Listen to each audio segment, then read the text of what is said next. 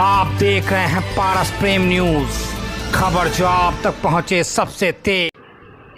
सामाजिक एवं साहित्यिक हिंदी मासिक पत्रिका स्वच्छ मिशन का विमोचन सोमवार को छत्रपति शाहू जी महाराज विश्वविद्यालय के दीनदयाल शोध केंद्र सभागार में श्रीमती नीलिमा कटियार, राज्य मंत्री उच्च शिक्षा उत्तर प्रदेश के द्वारा किया गया। मुख्य अतिथि श्रीमती नीलिमा कटियार ने कहा, आज की जीवन शैली से उत्पन्न प्रदूषण से वातावरण का संतुलन बिगड़ रहा है। ऐसे में स्वच्छता के प्रति जागरूकता की बहुत आवश्यकता है। मुझे प्रसन्नता हो रही है कि स्वच्छ मिशन पत्रिका के संपादक मंडल ने अपनी पत्रिका के लिए इस महत्वपूर्ण विषय को चुना है, जिसका केंद्रीय विषय वस्तु सामाजिक उत्थान व स्वच्छता के प्रति जागरूकता है। स्वच्छ मिशन पत्रिका शहरवासियों के हृदय में स्वच्छता के महत्व को जगाने में सफल होगी और नवयुवकों में सफाई के प्रति जोश भरने में सहायक होगी। कार्यक्रम की अध्यक्षता करते हुए brand ambassador smart city Kanpur विश्वविद्यालय के डॉक्टर सुधांशु राय ने स्वच्छता को मूल मंत्र बताते हुए कहा कि शहर की स्वच्छता के साथ साथ मन की स्वच्छता भी अत्यंत आवश्यक है। उन्होंने वातावरण की स्वच्छता बनाए रखने हेतु किसी पर भी निर्भर न होने का संदेश दिया। उन्होंने कहा, पत्रिकाएं समाज का आईना होती हैं।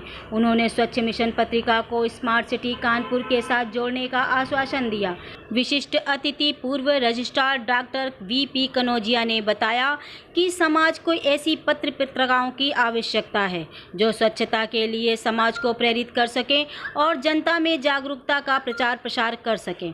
कार्यक्रम संयोजक डॉक्टर ज्ञानेंद्र कुमार ने पत्रिका स्वच्छ मिशन को स्वच्छ भारत अभियान का ही एक अंग बताया और शहर को स्वच्छ रखने का संकल्प लिया। स्वच्छ मिशन पत्रिका की मुख्य संपादक अनुराधा सिंह ने कहा कि कानपुर शहर वासियों के लिए स्वच्छता की अलग जला दी गई है और इस पत्रिका के माध्यम से शहरवासी अपने विचारों से जनमानस को अवगत करा सकते हैं और स्वच्छता हेतु प्रोत्साहित भी कर सकते हैं।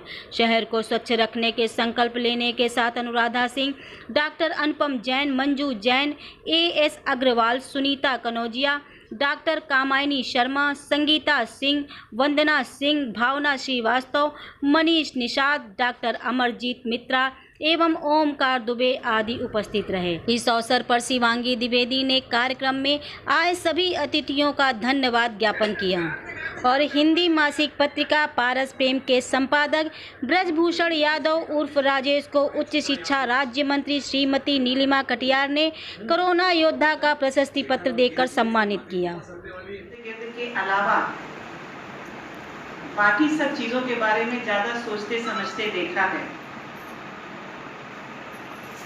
ऐसे हमारे बड़े और इस कार्यक्रम में उपस्थित हैं। इस कार्यक्रम को उनका आशीर्वाद मिल रहा है। डॉक्टर वीपी कनौजिया जी यहाँ पर उपस्थित हैं और निश्चित रूप से उन्होंने अपने इनोवेटिव तरीके से एक बड़ा सार्थकता हालांकि जिस दिशा में वो एफर्ट कर रहे हैं वो सामूहिकता में परिणाम लाने वाली है, लेकिन उनका एफर्ट दिख रहा है, इनोवेटिव दिख रहा है, कानपुर की परिवेश से रेलेवेंसी रखते हुए दिख रहा है। डॉक्टर सुधांशु राय जी हैं और डॉक्टर ज्ञानेंद्र जी हैं। इस पूरे योजना से इतर भी उनकी सामाजिक भूमिका रहती है और श्रीमती अनुराधा जी जो इस संस्था के और इस पूरे सोच के पीछे अपना कंट्रीब्यूशन लंबे समय से अपने प्रकार से दे रही हैं। मैं जो चेहरे सामने देख रही हूँ, डॉक्टर साहब बैठी हुई है, मंजू जैन जी, लंबे अरसे तक उन्हें सामने ही देखा है और डॉक्टर अनुपम जैन जी यहाँ बैठी हुई हैं। उनको अनेक कानपुर के अंदर कई स्थानों पर ऐसे जहाँ पर सामाजिक चिंतन कर रखने वाले लोग की अग्रणी भूमिका रहनी चाहिए, वहाँ उपस्थित होती हैं और मैं सबके नाम नहीं ले पा रही हूँ, लेकिन मेरी इच्छा सबके नाम लेने की है, लेकिन थोड़ी व्यवस्था गतिविधियों में है। लेकिन इतना जरूर आज स्वच्छ मिशन और माँ भगवती मेमोरियल चैरिटेबल सोसाइटी और एक सोच, मैंने इस संस्था को अपने संसाधन, अपने आयाम में बहुत बहुत बहुत तत्कालीन परिस्थितियों के अनुरूप जो आवश्यकताएं होती हैं उसमें प्रयास करते हुए देखा।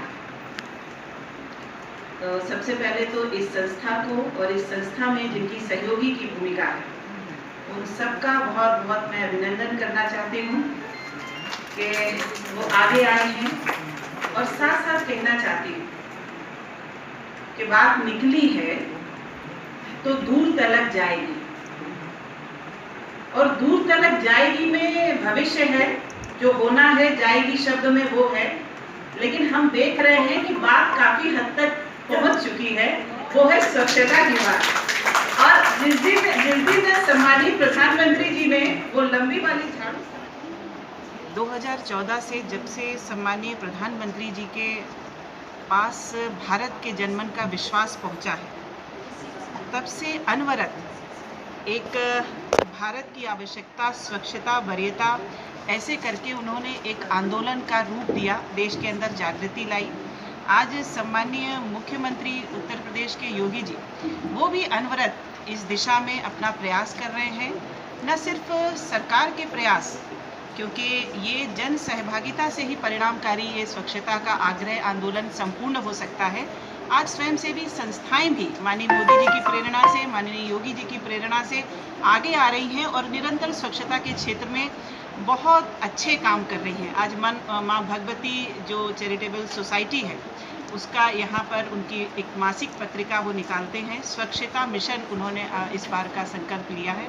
उन्होंने अपनी इस पत्रिका के विमोचन का यहाँ कार्यक्रम रखा था और स्वच्छता को लेकर विशेष रूप से कानपुर में स्वच्छता का मिशन कैसे आगे बढ़े इस ओर आग्रह के लिए, और यहाँ पर तमाम स्वयंसेवी संगठनों के अगुवा इस कार्यक्रम से जुड़े थे और यहाँ इस कार्यक्रम में उस पत्रिका के विमोचन के कार्यक्रम में आना हुआ। मैडम एक चीज़ ये पूछना चाह रहे, पत्रिकाएँ बहुत लॉन्च हो रही हैं, लेकिन समस्या ये है जिनका DAVP रेट नहीं है, वो 5 से 7 महीने हो गए लॉकडाउन के कोरोना के, इसमें सरकार क्या कर रही है? उद्यम तोड़ रही है पत्रिकाएँ, 7-8 महीने हो गए हैं, इनका DAVP रेट नहीं है, सरकारी विज्ञापन उनको मिल नहीं रहा है, इसके लिए सरकार कुछ कदम उठाएगी?